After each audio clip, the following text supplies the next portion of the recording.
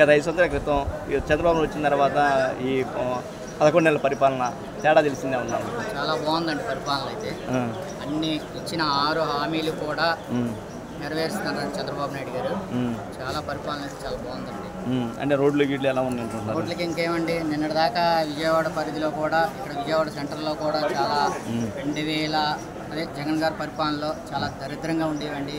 చెట్లు కానీ రోడ్లు కానీ చాలా నాశనం చేసి పెట్టాడండి.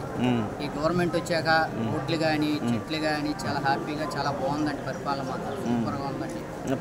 పథకాలు ఎలా ఉన్నాయి? పెన్షన్లు కానీ ఇవన్నీ ఎట్లా ఉన్నాయి? చాలా బాగా చేస్తాను. సరిగ్గా కొంతమందికి రావట్లేదు పెన్షన్లు అంటున్నారు. నిన్నగా మన 11 నెలలు అయిందండి. జగన్ 5 సంవత్సరాలు చేశారండి. ఏం చేశారండి జగన్ గారు? ఏమీ చేయలేకపోయారండి. ఒకేసారి 1000 రూపాయలు పెంచారు కదా. 1000 రూపాయలు పెంచారు. 4000 పెన్షన్ ఇస్తున్నారు కదండి.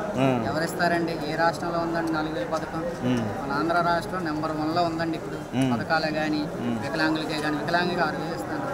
వికలాంగుల పెన్షన్ చూస్తున్నారు కదండి. ప్రతి ఒక్కరి డోర్ టు డోర్ ఇస్తానండి. ఆఖరికి సీఎం చంద్రబాబు నాయుడు గారు కూడా 1వ తారీఖు తెల్లవారు లేకుండానే 6 ఇంటికి వెళ్ళి ఇస్తానండి. సీఎం లాంటి వారు. జగన్ గారు అదేమైనా ఇచ్చారండి?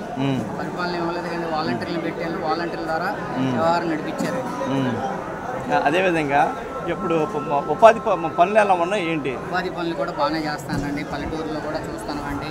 ఉపాధి హామీల చెరువు పనులే కానీ ప్రతి ఒక్క పని తెల్లాలు వేస్తే రైతు అనేవాళ్ళు కూడా రైతులకు కూడా పనుల్లోకి ఇచ్చి వ్యవసాయ పనులు కూడా రేపు నెల నుంచి అకౌంట్లో కూడా డబ్బులు వేయడం జరుగుతుందండి.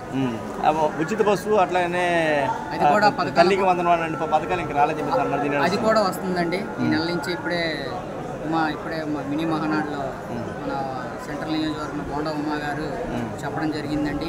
ఈ నెల నుంచి ఆ పథకాలు కూడా వేయడం జరుగుతుంది.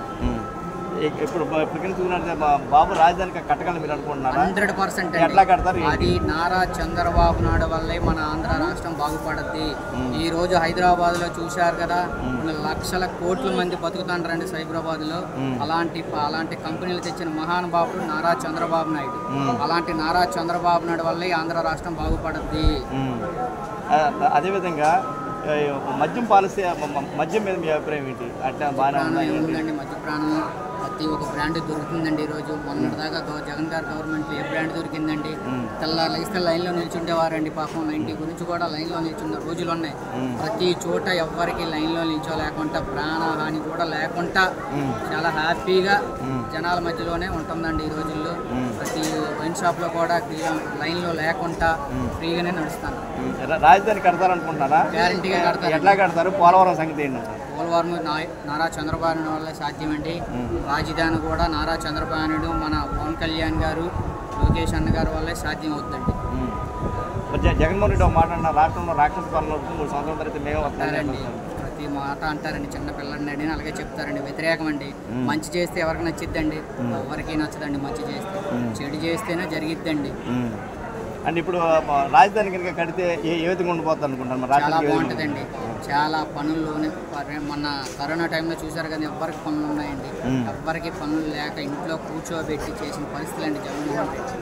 ఈ రోజు ప్రతి ఒక్కరికి రాజధాని కడితే ప్రతి ఒక్కరి ఆకలి అనేవాడికి అన్నం దొరుకుతుందండి. ప్రతి ఒక్కరికి పనులు దొరుకుతాయండి. చదువుకునే వాళ్ళకి కూడా ఉద్యోగాలు దొరుకుతాయండి. ఇప్పుడు చంద్రబాబు, పవన్ కళ్యాణ్, మోడీల పరిపాలన ఎలా ఉంది? చాలా బాగుందండి. ఇచ్చిన హామీలే కానీ ఇచ్చిన ప్రాజెక్టులే కానీ నారా చంద్రబాబు నెరవేరుస్తారు.